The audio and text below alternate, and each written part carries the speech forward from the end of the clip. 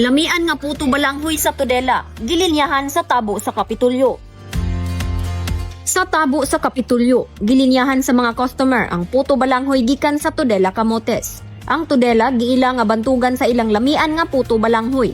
Sa tabo sa Kapitulyo, ang puto balanghoy sa Tudela mapalit sa tag 70 pesos. Ang eksibitor nga si Florida Llamas nipaambit sa kasayuran kung unsaon pagluto ang puto balanghoy. Una, panitan ug hugasan ang balanghoy, dayon galingon, pugon og lutoon, mahimong humok hangtod kinina ang puto balanghoy.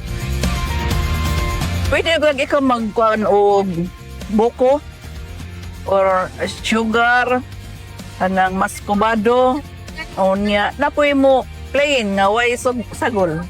Si People's Governor Pambari 4 nagsuporta ug nagpromote sa mga lokal nga produkto ug panginabuhian sa mga Subuanon.